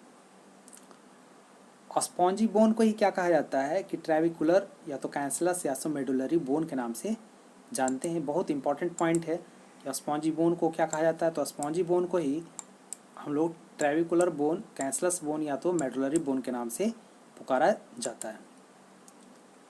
नेक्स्ट में कार्टिलेज की ओर आप बढ़ते हैं। तो कार्टिलेज क्या होता है? तो दो बोन के बीच में जो होते हैं उसे क्या कहा जाता है? कार्टिलेज कहा जाता है। ओके, तो इसमें जो सेल्स होते हैं, आपको जो मेन जो सेल्स होते हैं, जैसे बोन के जो सेल्स थे ऑस्टियोसाइट थे, तो इसका जो सेल्स है कॉन्ड्रोसाइट्स रहेगा। इसके सेल्स को क्या कहा जाएगा? कॉन्ड्रोसाइट्स कहेंगे। इसके सेल्स को कॉन्ड्रोसाइट्स कहा जाएगा। कॉन्ड्रोसाइट्स को जो बनाएगा उसे कॉन्ड्रोब्लास्ट कहेंगे। क्या कहा जाएगा? कॉन्ड्रोब्लास्ट कहा जाएगा। और फाइब्रोब्लास्ट रहेंगे। मैट्रिक्स जो रहेगा रबर का लाइक रहेगा, है ना। फाइबर्स इसमें पाए जाएंगे, कोलेजन, इलास्टिन, ये सब, है ना। तो इसमें जो सल्फेट्स, जो कंड्रोटिन सल्फेट्स का मात्रा पाया जाएगा मैट्रिक्स में। कार्टिलेज जो है, जनरली कार्टिलेज को 3 भागों में बांटा गया है। तो किसके आधार पर? तो डेट इज फाइबर्स के आधार पर बांटा गया है। ओके, तो एक है जो आपका है हाइलाइन कार्टिलेज, दूसरा है फाइब्रो कार्टिलेज, और तीसरा जो है आपका इलास्टिन कार्टिलेज। हाइलाइन कार्टिलेज जो है ग्लास लाइक रहेगा। ओके, जबकि फाइब्रो कार्टिलेज में सिर्फ और सिर्फ कोलेजन फाइबर पाए जाएंगे, फाइब्रो कार्टिलेज कहलाएगा। इलास्टिन कार्टिलेज में सिर्फ इलास्टिन रहेगा, फ्लेक्सिबल होगा, इलास्टिक होगा, जबकि हाइलाइन में दोनों रहेगा। ओके, तो देखो इसका डायग्राम देखो, यहाँ पर हाईलाइन में कौन है, कोलेजन भी है और इलास्टिन भी है। फाइब्रोकार्टिलेज में सिर्फ इसमें कौन है, आपको कोलेजन है। इलास्टिन कार्टिलेज में सिर्फ और सिर्फ इलास्टिन्स का कंटेंट्स काफ़ी ज़्यादा है। अब कार्टिलेज का जो है, जैसे कि highline cartilage, fibrocartilage, elastin cartilage, इसका टाइप्स था। तो अगर देखेंगे कार्टिलेज का अगर सेक्शंस देखेंगे, माइक्रोस्कोपिक व्यू देखेंगे, तो कार्टिलेज का जो डायग्राम है इस तरीका का आएगा, आपके कंटेंट में रहेगा बुक में। तो इसका ऊपर का जो था बोन में पेरियोस्टियम था, तो यहाँ पर कॉन्ड्रियम जो टर्म है आपको कार्टिलेज से आता है। तो पेरी का मतलब चारों ओर, कॉन्ड्रियम तो क्या कहलाएगा, पेरिकॉन्ड्रियम के नाम से पुकारा जाएगा। ओके, पेरिकॉन्ड्रियम आपको कार्टिलेज में पाया जाता है। तो इसमें जो है ब्लड वेसल्स रहेगा, नर्व भी रहेगा। ओके, प्रत्येक में सेल्स रहेगा, ठीक है। जो ग्राउंड मैट्रिक्स है इसमें बहुत सारे सेल्स, जैसे कि आपको कॉन्ड्रोब्लास्ट पाए जाएंगे, कॉन्ड्रोब्लास्ट आपको रहेगा, कॉन्ड्रोब्लास्ट कॉन्ड्रोसाइट्स को बनाएगा। ओके, लैकुना इस तरीके के रहेगा। लैकुना में आपको क्या होगा कि इसमें ये फ्लूइड से भरा रहेगा, डबल ट्रिपल इस प्रकार के सेल्स इसमें पाए जाएंगे। फाइब्रोब्लास्ट देखिए, फाइब्रोब्लास्ट इस तरीका का, ये फाइब्रोब्लास्ट हुआ। फाइब्रोब्लास्ट भी आपका प्रेजेंस रहेगा, कोलेजन भी है, कोलेजन, इलास्टिन, इस तरीके से। ये हाईलाइन कार्टिलेज का आपका डायग्राम है। मैट्रिक्स में आपको जो है कॉन्ड्रोटिन, सल्फेट, ये सब पाए जाएंगे, इसके कारण रबरी रहेगा। कार्टिलेज का जो ग्रोथ जो होता है आपका सिंगल डायरेक्शन में होता है, जबकि बोन का जो ग्रोथ होता है बाई डायरेक्शन में होता है। सिर्फ और सिर्फ जो इसका ग्रोथ होगा एक डायरेक्शन में होगा। कार्टिलेज में जनरली सिर्फ और सिर्फ पेरिकॉन्ड्रियम को छोड़ करके इसमें ब्लड वेसल्स नहीं होते हैं, न ही नर्व्स होते हैं। ओके, सिर्फ पेरिकॉन्ड्रियम वाले हिस्से में होते हैं। सेल्स में न्यूट्रिशन और डिफ्यूजन के थ्रू आपको सप्लाई होता है। ओके, यानी कि ऑक्सीजन सप्लाई करते हैं, ब्लड वेसल्स तो होते नहीं हैं। अब देखिए हाईलाइन कार्टिलेज का डायग्राम सिर्फ और सिर्फ इसमें अगर देखिए तो इसमें दोनों है, कोलेजन भी है, इलास्टिन भी है। लैकुना तो पाया ही गया, ग्राउंड सब्सटेंस है ही, ग्लास लाइक है। जबकि फाइब्रोकार्टिलेज में कोलेजन है, बाकी सभी जितने भी कंटेंट्स है फाइब्रोब्लास्ट सभी हैं। सिर्फ और सिर्फ इसमें जो है सबसे ज़्यादा मात्रा क्या रहेगा, कोलेजन का मात्रा रहेगा, इलास्टिन में इलास्टिन का रहेगा, इसलिए ग्लास लाइक हुआ। कोलेजन जो है इसमें डोमिनेंट रहेगा, इलास्टिन इसमें डोमिनेंट रहेगा, इलास्टिन कार्टिलेज में। पाया कहाँ पर जाता है हाईलाइन कार्टिलेज, तो हाईलाइन कार्टिलेज आपका जनरली ये आपको पाया कहाँ जाता है, तो वो जो जितने भी लंबे बोन्स होते हैं उसके टिप पर पाया जाता है। हमारे गले में लैरिंग्स के हिस्से में पाया जाता है, ट्रैकेल रिंग्स में पाए जाते हैं, इम्ब्रो के इंडोस्केलेटन में पाए जाते हैं, और कार्टिलेजिनस फिश में जनरली देखने को मिलता है। जो डेट इज अगर देखते हैं कोलेजन का मात्रा जिसमें रहता है उसे फाइब्रोकार्टिलेज कहा जाता है। तो ये जो है आपको वर्टिब्रल कॉलम के आपको कौन से हिस्से में पाया जाएगा, इंटरवर्टिब्रल डिस्क वाले हिस्से में, और जो हम लोग देखते हैं प्यूबिक सिम्फाइसिस स्टमक के नीचे वाले हिस्से में आपको पाए जाते हैं। तो ये प्यूबिक सिम्फाइसिस। उसी तरीके से इलास्टिन कार्टिलेज हमारे ईयर वाले हिस्से, पिन्ना वाले हिस्से, बाहरी कान पे पाया जाएगा, नोज के टिप वाले पार्ट, नाक का ऊपरी हिस्सा, एपिग्लॉटिस जो है ग्लॉटिस का ऊपर, रेस्पिरेटरी सिस्टम में जब हम लोग पढ़ते हैं तो इस तरीके से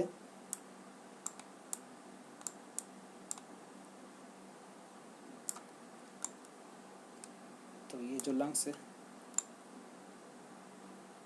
ओके, तो ये फ्लैक जो स्ट्रक्चर्स होता है इसे एपिग्लॉटिस कहा जाता है। कार्टिलेज का बना आता है, तो एपिग्लॉटिस पे आपको डेट इज क्या पाया जाता है, आपको इलास्टिन कार्टिलेज पाई जाती है। ये जो हुआ आपको कार्टिलेज हुआ, ये एपिग्लॉटिस हुआ।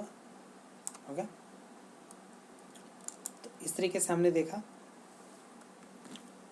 अब जो है नोट में हम लोग देखते हैं कि जैसे कनेक्टिव टिश्यू को हम लोग कितने भागों में बांटा, सिंपल प्रॉपर कनेक्टिव टिश्यू को देखिए। तो रेटिकुलर कनेक्टिव टिश्यू इसमें जाल लाइक स्ट्रक्चर जो सेल्स रहेंगे तभी रेटिकुलर कनेक्टिव टिश्यू कहा जाता है।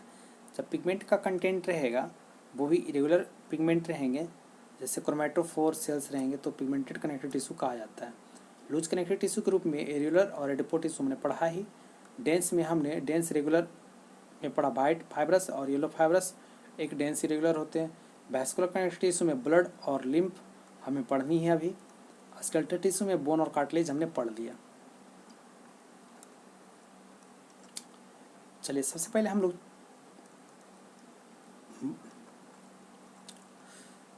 ब्लड और लिम्फ में देखते हैं। तो आइए, ब्लड है जो ये लिक्विड कनेक्टिव टिश्यू है, यहाँ पर लिक्विड कनेक्टिव टिश्यू है। इसमें प्लाज्मा जो है 55% पाए जाते हैं, जबकि 45% कार्पसल्स होते हैं यानी कि सेल्स होते हैं। इसमें 90 से 92% वाटर रहेगा, 1 से 2% आपको इनऑर्गेनिक साल्ट के रूप में आयंस, यूरिया वगैरह पाए जाएंगे, और 1 से 2% सिर्फ और सिर्फ इसमें कार्बनिक कंटेंट्स पाए जाएंगे, ऑर्गेनिक साल्ट यानी कि जिसको कहा जाता है शुगर के रूप में, और लैक्टिक एसिड्स के रूप में पाए जाएंगे। कार्पसल्स के रूप में red blood cells, RBC, WBC, leucocytes और आपको थ्रोम्बोसाइट्स यानी कि प्लेटलेट्स पाए जाएंगे 45%। चलिए आगे की ओर बढ़ते हैं। तो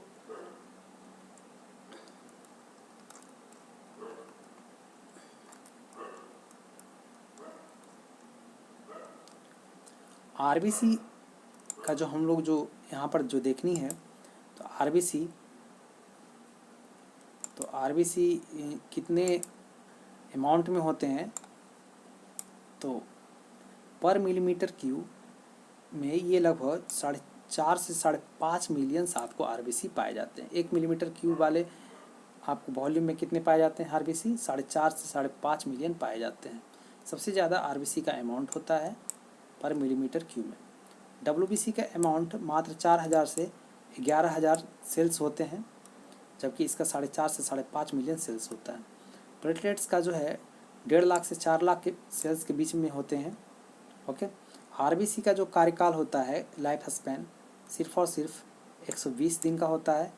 डब्ल्यूबीसी 13 से 20 दिन और प्लेटलेट्स 8 से 9 दिन। ओके, यानी कि डब्ल्यूबीसी से 10 गुना ज़्यादा दिन आरबीसी का लाइफ स्पैन होता है। ओके, और डब्ल्यूबीसी से आधा दिन होता है क्या प्लेटलेट्स का। चलिए हम लोग आगे की ओर बढ़ते हैं।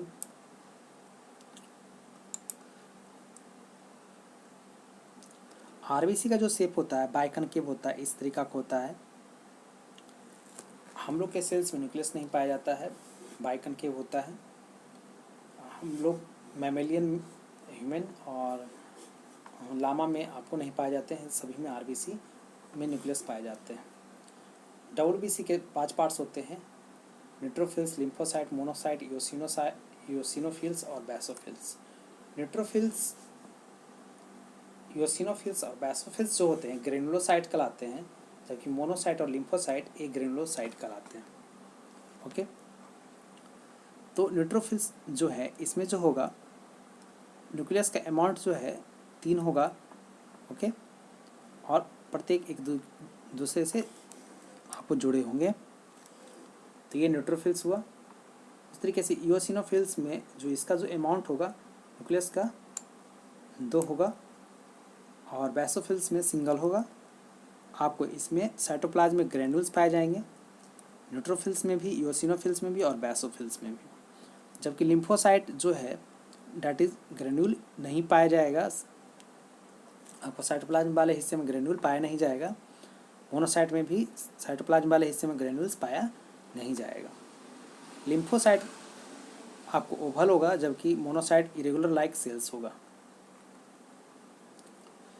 अब न्यूट्रोफिल्स का जो अमाउंट है पूरे डब्ल्यूबीसी का सबसे ज़्यादा मात्रा होता है, 60 से आपको क्या होता है 65% जो हिस्सा होता है न्यूट्रोफिल्स का होता है। लिम्फोसाइट्स का 20 से 25 और मोनोसाइट्स का 6 to 8 और यूसिनोफिल्स का 2 से 3% और बैसोफिल का सबसे कम परसेंटेज होता है।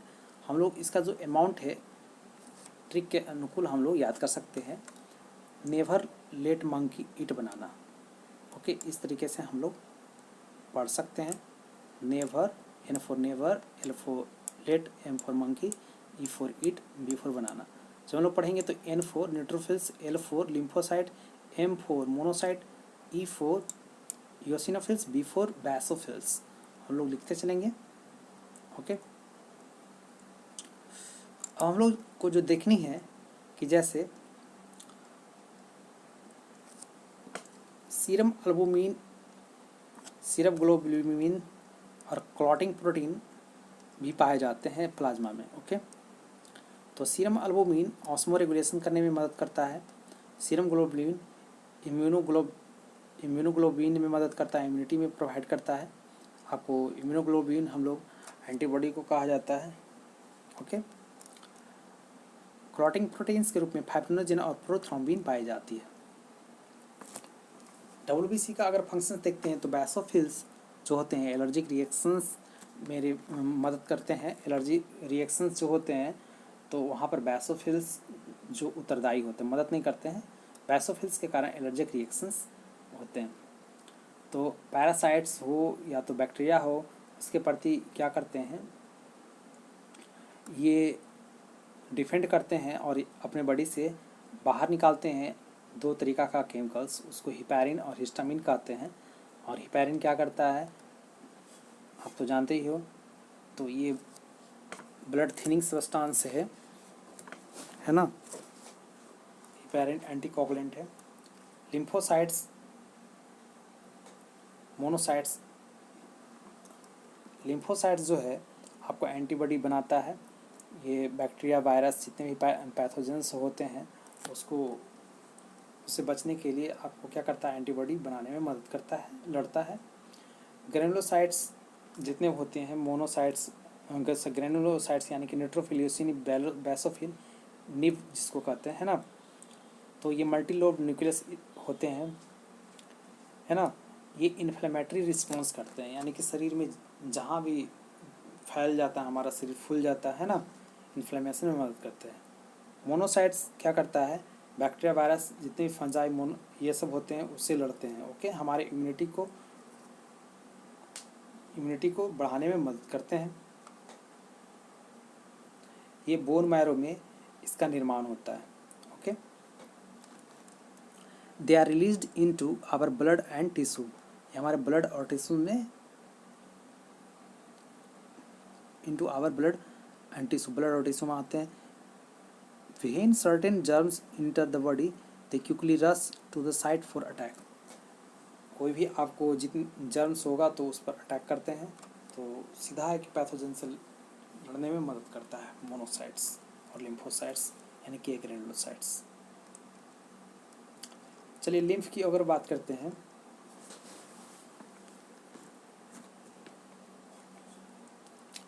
तो हार्ट से ये बहुत सारे हमारे शरीर के लिम्फ क्या होते हैं, लिम्फ में RBC नहीं पाया जाता है, जबकि WBC का मात्रा काफ़ी ज़्यादा होता है। ओके, तो लिम्फ जो है आते हैं इस तरीके से, चलिए आया तो आर्टरी में इंटर करेगा, आर्टरी से इस तरीके से ब्रांचेज बनाएगा आर्टरी का, तब कैपिलरी में इंटर करेगा, तब ये पॉरिंग होगा, उड़ेलेगा, तो जाकर के एपिथेलियम सेल्स के सरफेस पर, यानी कि जितने भी इंटरस्टिशियल सेल्स है वहाँ पर आपको डेट इज आएगा, पॉर्ड होगा, यानी कि ये पॉर्ड होगा, तब इसी को हम लोग क्या कहा जाएगा, इंटरस्टिशियल फ्लूइड कहा जाएगा। ओके, ये करता क्या है, सबसे पहले मैं बता दूं तो एक्सचेंजिंग में मदद करने में मदद करता है। जैसे कोई भी मटेरियल्स होते हैं तो इसको एक्सचेंज करता है, फैट्स को ट्रांसपोर्ट करता है। ओके, और पैथोजन से लड़ने में मदद करता है। जितने भी पॉर होते हैं लिम्फ, अगर उसका यूज होता है सेल्स के दौरान, है ना, जो भी बचते हैं उसको लैक्टेल्स के थ्रू, लिम्फेटिक कैपिलरी के थ्रू टेक किया जाता है। लिम्फेटिक यहाँ पर जो है लिम्फेटिक कैपिलरीज जो है, यहाँ से आपको ये चला जाएगा ऊपर की ओर, और लिम्फ नोड में ये क्या होगा, फिल्टर हो जाएगा, और उसके बाद लिम्फेटिक वेसल्स से आपको इसका मेन सर्कुलेशन की ओर चला जाएगा। ओके, तो ये लिम्फेटिक जो वेसल्स होते हैं दो तरफ चला जाएगा, एक छाती की ओर चला जाएगा और एक दूसरे तरफ चला जाएगा, जो मैं बताने की कोशिश कर रहा हूँ। एक थोरैसिक वाले हिस्से में चला जाएगा, एक आपको जो लिम्फ वेसल्स है उसके राइट हिस्से में चला जाएगा। तो जब लेफ़्ट साइड में जाएगा शरीर का तो लेफ़्ट साइड ऑफ बॉडी ये थोरैसिक वाले हिस्सा हो जाएगा और राइट लिम्फ वेसल्स यानी कि राइट वाले हिस्से हमारे शरीर में जाएगा। तो ओके, तो इस तरीके से हमने लिम्फ देखा। तो लिम्फ का जो फंक्शंस है, तो ये जो इंटरस्टिशियल फ्लूइड जिसको लिम्फ कहते हैं, इसमें लिम्फोसाइट्स की मात्रा काफ़ी ज़्यादा होता है, तो इसे एक्ट्स ये मिडिल मैन के जैसा मदद करता है। ओके, क्योंकि जो सेल्स होते हैं और कैपिलरीज होते हैं उसके बीच में पाए जाते हैं, है ना। ये फैट्स को, ये बहुत सारे मेटल्स को एक्सचेंज करता है ब्लड और टिश्यू के बीच में, है ना, इसीलिए इसे मिडिल मैन भी कहा जाता है। पहला जो यहाँ पर है ये इम्पोर्टेंट पॉइंट है, तो इसे मिडिल मैन भी कहा जाता है। ये फैट्स को क्या करता है, ट्रांसपोर्ट करता है। लिम्फ नोड आखिर क्या करते हैं, जो लिम्फेटिक सिस्टम्स में अगर देखोगे तो ये फिल्ट्रेशन करने में मदद करते हैं। मेन जो इसका है ये फिल्ट्रेशन करने में इसका कार्य होता है। ओके, तो इस तरीके से हमने लिम्फ देखा। अब हम लोग जो आएंगे मस्कुलर टिश्यू हम लोग पढ़ते हैं। ओके, तो मस्कुलर टिश्यू छूट गया था। चलिए आइए, मस्कुलर टिश्यू का जो ये मसल्स वाले हिस्से में रहेंगे हमारे, जो है शरीर में जहाँ जहाँ पर मसल्स है तो वो मस्कुलर टिश्यू कहलाता है। ओके,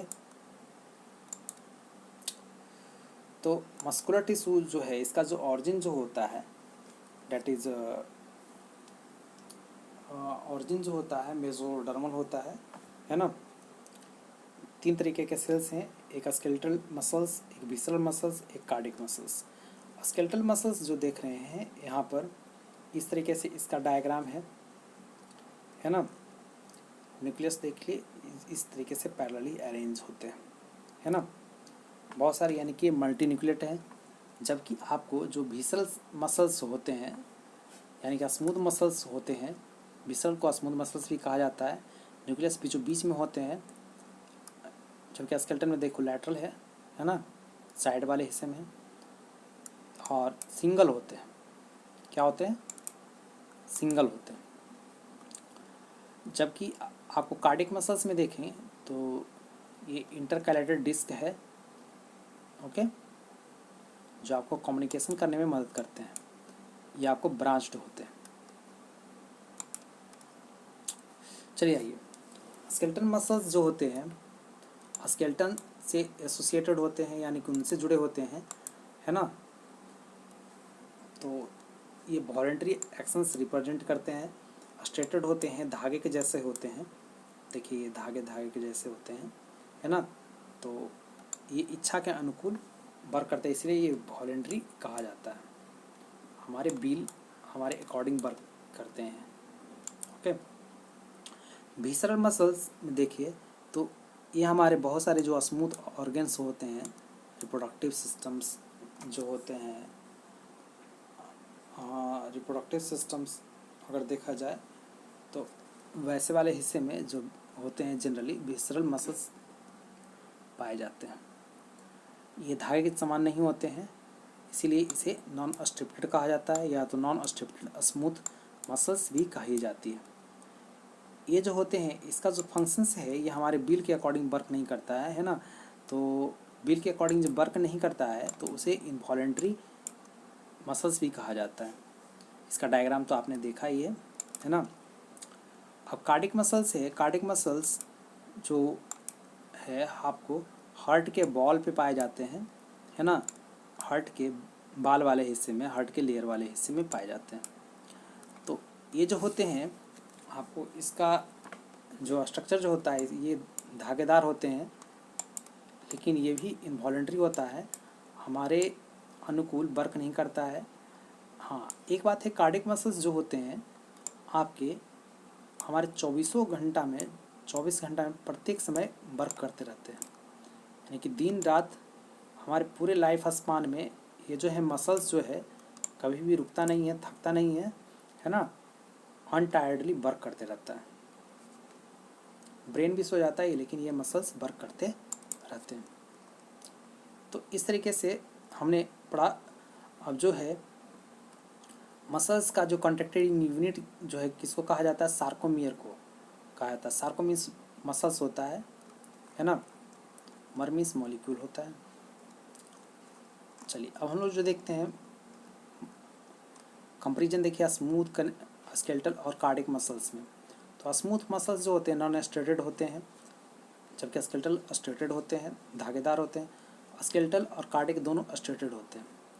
अगर इसका शेप देखेंगे तो डैट इज जो स्मूथ मसल्स का जो शेप है डैट इज स्पिंडल लाइक होता है। स्पिंडल आप लोग समझते हो, डैट इज स्पिंडल रबरी के जैसा, है ना। स्केलेटल जो है सिलेंड्रिकल होते हैं, कार्डिक भी आपको सिलेंड्रिकल होते हैं। स्मूथ और स्केलेटल दोनों नॉन ब्रांच होते हैं, ये ब्रांच्ड होते हैं। स्मूथ मसल्स में न्यूक्लियस सेंट्रल पे पाया जाता है, स्केलेटल मसल्स में सेंटर पे पाया नहीं जाता जबकि पेरिफेरल हिस्से में पाई जाती है। कार्डिक मसल्स में ये सेंट्रल में पाया जाता है इसका न्यूक्लियस। इंटरवर्टिब्रल जो डिस्क जो देखी जाती है, इंटरवर्टिब्रल डिस्क किसमें होते हैं, सिर्फ और सिर्फ इंटरवर्टिब्रल जो डिस्क है इंटरवर्टिब्रल नहीं, इंटरकैलेटेड डिस्क जो कम्युनिकेटिंग में मदद करते हैं आपको सिर्फ और सिर्फ डैट इज कार्डिक मसल्स में पाए जाते हैं, जबकि स्केलेटल मसल्स में नहीं पाए जाते हैं, आपको स्मूथ मसल्स में नहीं पाए जाते। स्मूथ मसल्स जो होते हैं इनवॉलेंट्री होते हैं और कार्डिक मसल्स भी इनवॉलेंट्री होते हैं, जबकि स्केलेटल मसल्स जो होते हैं वॉलेंट्री होते हैं। ओके, स्मूथ मसल्स काफ़ी धीरे धीरे वर्क करता है, स्केलेटल मसल्स फास्ट वर्क करता है और कार्डिक मसल्स भी फास्ट ही वर्क करता है। चलिए अब जो है इनहेरिडिटी के अकॉर्डिंग कौन से मसल्स आते हैं, कौन से मसल्स वर्क करते हैं। तो जिस तरीके से जैसे कि वंशज जो होता है डिसेंडेंट्स के अकॉर्डिंग कॉन्ट्रैक्शंस, जो स्केलेटल मसल्स और स्मूथ मसल्स इनहेरेंट नहीं होते हैं, जबकि कार्डिक मसल्स का कॉन्ट्रैक्शन जो होते हैं इनहेरेंट होता है। ओके, तो इस तरीके से हमने देखा कंपैरिजन देखा आपको किसके बीच हमने कंपैरिजन जो देखा आपको स्मूथ स्केलेटल और कार्डिक मसल्स के बीच देखा, यानी कि इस तरीके से आपका मसल्स हुआ कॉन्ट्रैक्शन और रिलैक्सेशन में मदद करता है। अब हम लोग जो पढ़ने वाले हैं नर्वस टिश्यू पढ़ने वाले हैं, तो चलते हम लोग पढ़ते हैं नर्वस टिश्यू। तो नर्वस टिश्यू जो होते हैं, नर्वस टिश्यू में दो प्रकार के सेल्स होते हैं, एक न्यूरॉन सेल्स होते हैं, एक ग्लियल सेल्स होते हैं। ओके, तो ये जो है क्या करते हैं, इम्पल्स को क्या करते हैं कंडक्ट करने में मदद करते हैं। ये हाईली स्पेशलाइज टिश्यू होते हैं जो क्या करते हैं न इम्पल्स को कंडक्ट करते हैं, यानी कि इम्पल्स को एक जगह से दूसरी जगह लेकर के जाते हैं। नर्व्स के अनुसार यानी कि नर्व सेल्स के अनुसार यानी कि न्यूरॉन्स के अनुसार बहुत सा जैसे हमारे अलग अलग प्रकार के ऑर्गेनिज्म हैं उसमें न्यूरॉन्स के टाइप के अनुसार हम लोग बहुत सारे भाग बांटते हैं। जैसे कि कोई न्यूरॉन्स बाइपोलर होते हैं, कोई मल्टीपोलर होते हैं, अलग अलग प्रकार के न्यूरॉन्स पाए जाते हैं। जैसे स्यूडो यूनिपोलर होता है, यूनिपोलर न्यूरॉन होता है, इस तरीके से ये है। चलिए बाइपोलर जो होते हैं उसमें एक्सॉन का मात्रा 2 होता है, जबकि साइटोन जो है सिंगल होता है। एक्सॉन 2 रहेगा तो बाइपोलर। ओके,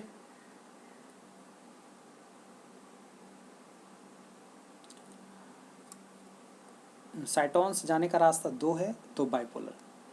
ये रेटिना में, कॉकलिया में, कान वाले हिस्से, ऑल्फैक्टरी नोज वाले एपिथेलियल टिश्यू में मल्टीपोलर। अगर इम्पल्स का कंडक्शन का एरिया काफ़ी ज़्यादा है ना, तो डैट इज सेरेब्रल कॉर्टेक्स हुआ। सेरेब्रम का बाहरी हिस्सा सेरेब्रल कॉर्टेक्स कहा जाता है। चलिए स्यूडो यूनिपोलर में जो ये साइटोन है और ये दो अलग तरीके से, दो अलग डायरेक्शन से होकर के ये जाएगा तो स्यूडो यूनिपोलर कहलाता है। तो dorsal root of ganglia of spinal cord, तो हमारे पीठ की तरफ से जो नर्व्स के जो गुच्छे जाते हैं वो स्यूडो यूनिपोलर होते हैं।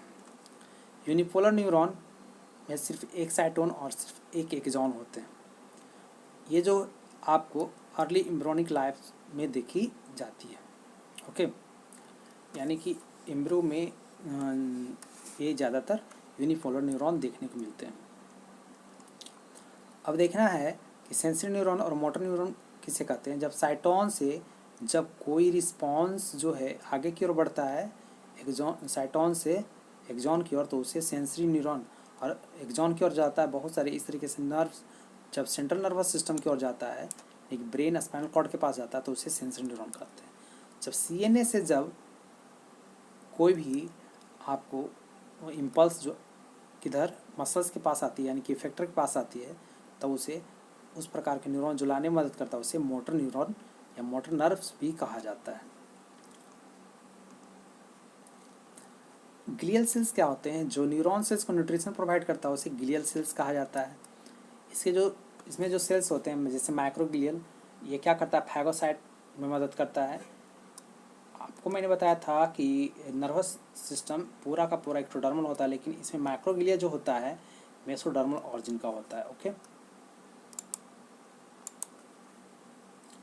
तो मेसोडर्मल ऑरिजिन होता है, फैगोसिटिक होता है, सेल्स को खाने में मदद करता है, that is microglia. Glia means glue होता है, गम एक तरीके से कह सकते हो, है ना, तो ग्लू करने में मदद करता है।